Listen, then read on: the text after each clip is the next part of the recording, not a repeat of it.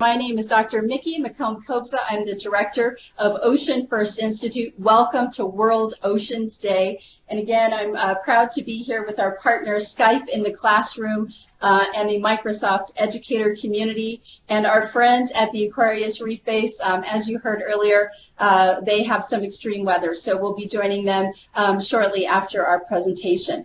Again, if you have questions for the Aquarius Aquanaut team or myself, you can ask that at any time using hashtag #AskAnOceanExpert.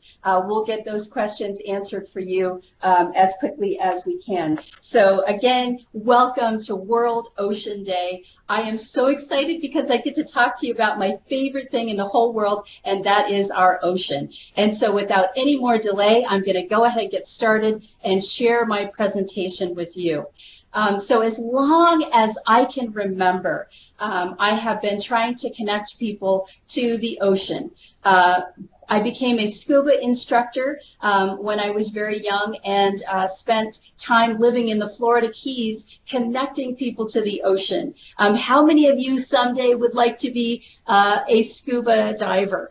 Well, I tell you what, it is one of the greatest adventures to spend time underwater in the world's last great wilderness. And so I spent many years doing that, and then some doors opened for me, and I ended up becoming a shark doctor, a marine biologist, traveling the world trying to understand how sharks work, what makes them tick, why do they do what they do, and how do they find each other underwater. All of these fascinating questions have driven me to work with people all over the world, and it has been an adventure. And so now I'm the director of Ocean First Institute, and we're in Boulder, Colorado, of all places. You might say, why would you be working in Colorado if you're working on the ocean? And it's a question I get a lot, and I'll tell you, we are all connected to the ocean no matter where we live. That's the amazing thing. When you look at our planet, which is 4.6 billion years old, you can see that it is not really planet Earth, it's planet ocean, because most of the surface of our planet is water. And because we have water on Earth, we have life. So without water, we would not have life on Earth. And did you know that 2 out of every 3 breaths you take comes from the ocean? So the ocean is really like the rainforest of the planet. It's where we get most of the oxygen that we breathe, even if we're living in the mountains of Colorado. And the ocean controls our climate and our weather. So if you look down on the earth here, you can see all of these swirling currents. And that's because the sun heats our planet unevenly. And so some water is warmer than others. And that drives the movement of the water all over the surface of our planet, and it allows the control of our climate. Places like Europe are warmer than they ordinarily would be because of the warm water of the Gulf Stream. So did you know that over 3 billion people eat seafood every single day? So this is almost half of the people on our planet eating seafood every day. So we rely on the ocean for so many things. And I think one of the things that the Aquanauts down at Aquarius know so well is that only about 5% of our ocean has been explored. Do you know that we know more about Mars than we do our own oceans?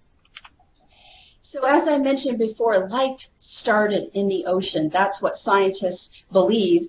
And you can see here with this tree of life that all of the diversity of life has arisen from the ocean, and we're all connected. We're all closely related to each other. What an amazing thing to think about, that we are related. So I want to take you on a little journey with me now and share some of these extraordinary creatures that make the ocean their home. So the first one I want to share are tiny, tiny little plants and animals called plankton. They are the base of the food chain, the base of the food web. They are the creatures that most organisms rely on for food.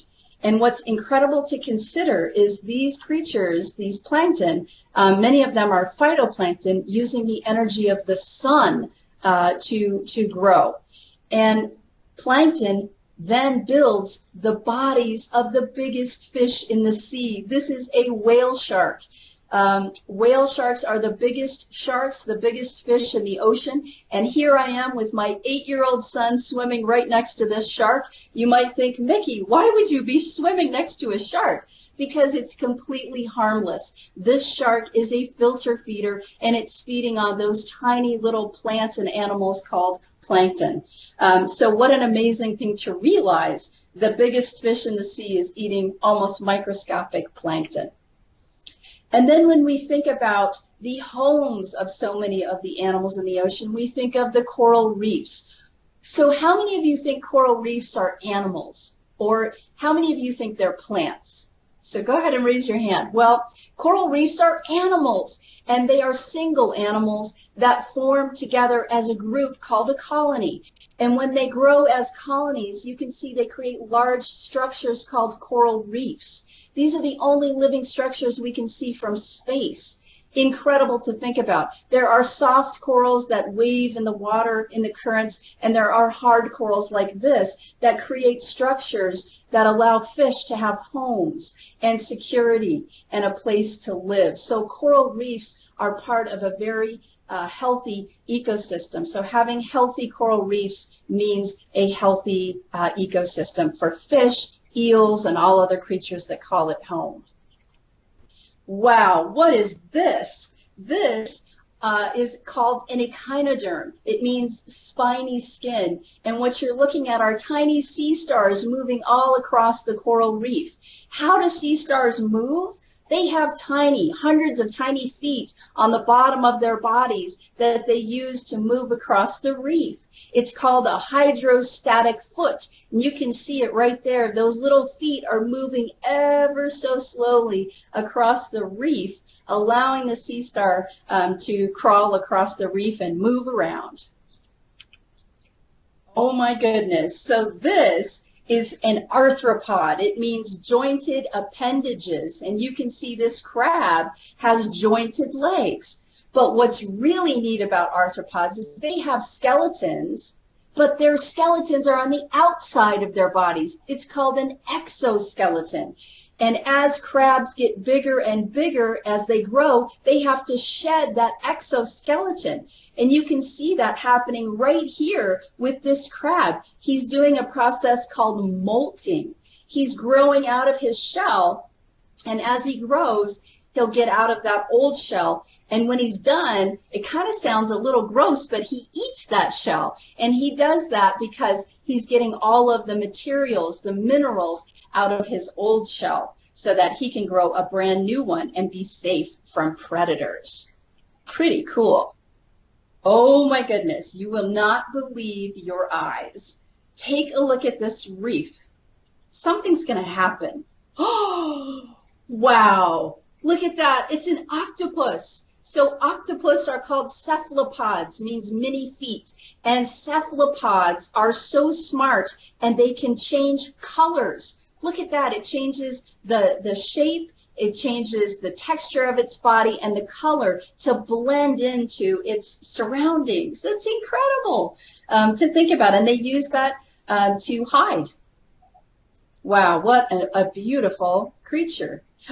And then this is called the FlapJack Octopus. This is a deep sea octopus that's being filmed by a submersible, and the light is so bright the octopus is saying, oh, turn off that light. It's pulling its arms up to cover its eye. It's like, too bright. Somebody turn out the lights. What a cute octopus. Now this next one I think is really going to surprise you. This octopus is in an aquarium, and he's so smart that he can actually use tools. And so these people at the aquarium are putting a camera underwater, and this octopus is going to take pictures of kids just like you. Can you imagine? So take a look at this octopus as he's getting ready to take a picture of a bunch of kids. I can't believe what I'm seeing. Incredible. So we call this really the first octographer because it's an octopus that's a photographer. Pretty amazing to think of an octopus being that smart. All right, so let's shift gears a little bit right now to talk about something I love, and that's fish. This is called the Barreleye fish. It's a deep sea fish, and what's unique about it is it has a transparent head. It's a see-through head, and on the head, inside of it, are two green balls. Those are its eyes. Those are tubular eyes that it can see through its own head, and it can actually rotate those tubular eyes forward so it can see what it's eating. Can you imagine having a see-through head where your eyes can see through your own head? Amazing. This is the barreleye fish. And again, it lives in the deep ocean, and that's a special adaptation. All right. So let's move into my very, very favorite thing. I am a shark researcher by training, and I love to talk about sharks. They're very special. They've lived on our planet for over 440 million years, and there are over 500 different shark species. I want to share a couple really neat ones with you today. This is one of my all-time favorites. It's called the velvet belly lanternshark. It would fit into the palm of your hand. That's how tiny it is, but it glows in the dark. That's what's special about the lanternshark. And it does this, we think, by using chemicals inside its body to create light called bioluminescence.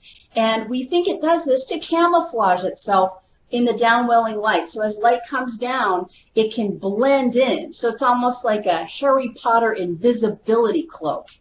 That's pretty amazing, if you ask me. And then, did you know that we have some sharks that can actually walk on land? Who knew? This is incredible. This is an epaulette shark. It uses its side fins, called pectoral fins, and its modified pelvic fins on the back to actually walk across the reef in the motion that we call punting. Pretty incredible. We have land sharks. All right. So then moving into another group of animals I think most of us can agree we love, it's marine reptiles. So these are the sea turtles that are swimming in our ocean today. There are 7 different kinds of sea turtle species that are swimming in our ocean, and they are all endangered species, unfortunately. But marine reptiles are amazing. They are air breathers. They can spend a lot of time underwater diving deeply to find their food. Some eat grass, some eat jellyfish, some even eat coral. There is just a diversity in their diets. But they all lay eggs on the beach, many of which lay eggs on the beaches where they were hatched originally. So they have an amazing story of traveling throughout our oceans and finding their way back home. What an amazing story of the sea turtle. And then I would love to share this with you. This is our close relative. This is one of the many mammals that live in the ocean today. This happens to be one of my favorites. This is a male and female humpback whale, and this male is singing songs to the female. He's trying to get her attention, trying to get her to like him. And so he sings these elaborate songs to get her attention. And the males will sing songs to each other and add little parts to it. So there's a whole symphony of songs that keep changing over time. But these are amazingly large animals that have an intelligence, that communicate and sing across entire ocean basins. So, you know, as we talk about ocean animals and, you know, the opportunity to explore our oceans and to be a diver in the ocean today, I've seen a lot of changes just in the short time that I've been able to be a scuba diver. And some of the changes that I've been seeing aren't good. And so, unfortunately, the ocean is in trouble today. And there's a few different reasons. Today, we're impacting the ocean more than ever. We're taking a lot of things out of it, like fish and many ocean creatures for food. But we're also putting things into the ocean that shouldn't be there. Things like our chemicals and our trash, unfortunately. So right now, today, many of you might know that there are big patches of trash floating in our oceans all over the globe. And this is a big problem for many of the ocean creatures, as well as ourselves eventually. So you might ask, well, where does this trash come from? Well, actually, 80% of the trash that ends up in the ocean comes from sources on the land. So that is something to think about. When you don't live near the coast, you can still have an impact on the ocean.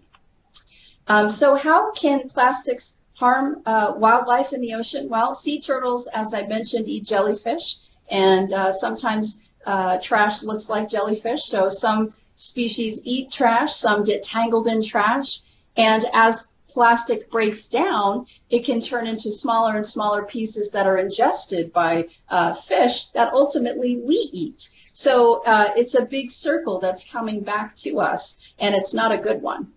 So what can we do about it? How can we, a person like me in Colorado, or a person in Kansas or India, how can somebody help be part of the solution? Well, it's a problem we can solve, and it's something that each of us should be thinking about. One of the easiest things to do is to stop using plastics as much as you can.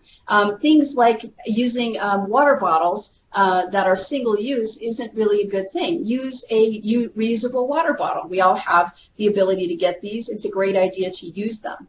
One of the other things that you might not know is that 500 million straws are used in the United States every day. That's enough to fill up 125 buses, school buses. And we find these on the beaches all the time. So you can use things like aluminum straws. These stainless steel straws will help you not use the reuse of the straws that are plastic. You can also bring your own utensils, which is really helpful when you're out eating. Bring your own, that way you don't have to have a plastic fork and spoon. And then, of course, when we get products or go to the grocery store, we can use our own bags. That way we don't keep using plastic bags.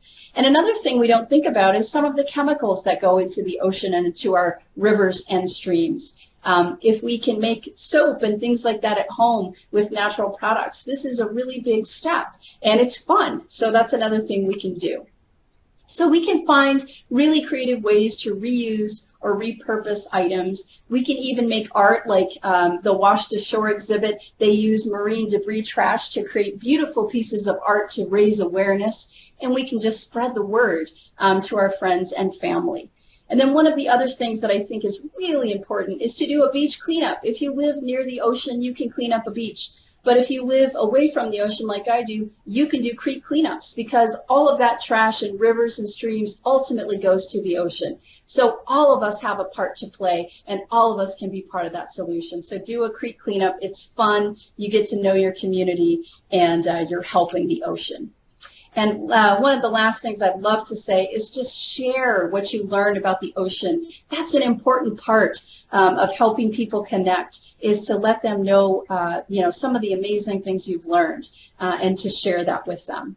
And never, ever stop exploring. I hope some of you today have been inspired to learn more about sharks and octopus, and to think about maybe someday becoming a scuba diver, because it really is an amazing environment that I think once you try it, you'll always want to do it. I sure do.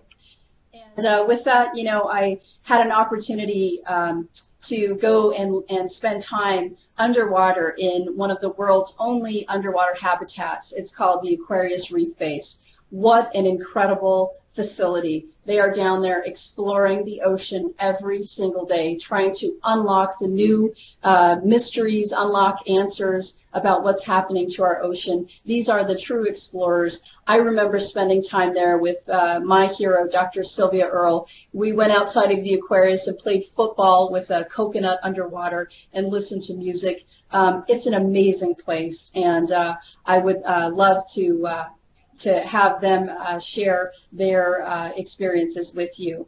And remember, everyone, if you have questions, you can go ahead and ask an ocean expert. That's what we'll be having you do for your hashtag. And if I still have time, I'm going to see if I do. I think I have gone on a little bit long. So I think I'm going to stop sharing my screen here and go back. Let's see here. I'm going to stop sharing my screen. Okay, and I'm going to come back, and I guess I will take 1 second to answer a question. I know I'm running late, and I apologize. One of the questions here is, this is from Miss Mancini's class in New York, and it says here, how does coral get white? How does coral get bleached? And I'll answer that quickly. Corals are animals, as we mentioned before, and what happens to corals is they have a partner called algae that lives inside of them, and it's called zooxanthellae. And when coral gets stressed out, they will expel that algae. The algae is what gives the coral color. And so when the algae is expelled by the coral, it turns white. And that is a very bad sign for a coral. So a coral that is white is not a healthy coral. Sometimes they can recover, sometimes they cannot. But seeing a white coral is definitely not a good sign. That is a sign of a very stressed coral. What we're going to do is we are going to have some fun, and I'm going to share some really neat stuff with you. So as I mentioned before, I'm a shark researcher, and sharks are my favorite thing in the whole world. So I want to share something with you that I think you're going to like. This is the jaw of one of my favorite kinds of sharks. It's called a tiger shark, and what I want to share with you is its teeth. Oh my goodness, these teeth are a little bit different than the normal teeth you might see in a shark jaw. These teeth are like knives and saws put together. And the reason why is that the tiger shark has a very interesting diet. One of the things it likes to eat, unfortunately, are sea turtles. And this can opener style jaw and tooth, will really allow it to do just that. One of the other things to look at is this kind of row and row and row upon row of teeth. It's almost like a conveyor belt. Well, that's because sharks' teeth are modified scales. And so if you look at another jaw, this is the jaw from a bull shark, a little bit smaller in size. But I want you to see how that conveyor belt of teeth plays out. It's really neat. And so their teeth are always moving forward and getting pushed out into their soft tissue in their jaw. So one job you would never want would be to be a shark tooth fairy, because they are always losing their teeth. And it makes sense, because sharks have to be able to have sharp teeth. They don't have hands. They've got to be able to get everything that they're hunting for in their mouth. So that's a really important thing. One of the other things I would love to share with you is this. So when we think about sharks and their size, here is the tooth of a great white shark. That looks pretty big, right? You can see that in my hand here. So great white shark teeth, when they're adults, are triangular. They're serrated on the side. You can see that. But get ready for this. This is amazing. Look at this. Whoa! This tooth is from a shark that's called a megalodon. So the megalodon is thought to have gone extinct around 2 million years ago. And the megalodon tooth, as you can see here, is huge. These sharks got to be as big as school buses, and you and I both could fit inside its mouth. That's how big they were. And they used to eat whales. Can you imagine how incredible that must have been to see them? So they looked almost like modern day great white sharks, like this, with teeth that big. So you can imagine that would have been a sight to see. One of the other things that's really neat about sharks, and I got a question from a student on Twitter just a few minutes ago asking me about why killer whales have white bellies and then have that darker top. And that's something that we call counter shading, and we see that in many fish species, including sharks and orca whales. And the reason why is the tops of the sharks are dark so that when you're looking down upon them, they kind of blend into the dark water. But if you happen to be looking up at the shark, from the bottom, it's white on the bottom, which kind of helps them blend into that downwelling light. So this is a camouflage strategy that we see with sharks and other marine mammals, that's for sure. All right, great. I have a couple of other questions I'd like to ask. And again, this is from Miss Mancini's class, and they are in New York City. So hello, Miss Mancini's class. Thanks for joining us. One of the other questions that came up, and we touched on it, is why doesn't plastic decompose? So that's an interesting question. When plastic is created, it's created in such a way that the bonds in the plastic don't break down very easily. So in fact, a plastic bottle that you might buy to have a glass of water, you'll be done in probably 10 minutes. That bottle takes about 450 years to break down.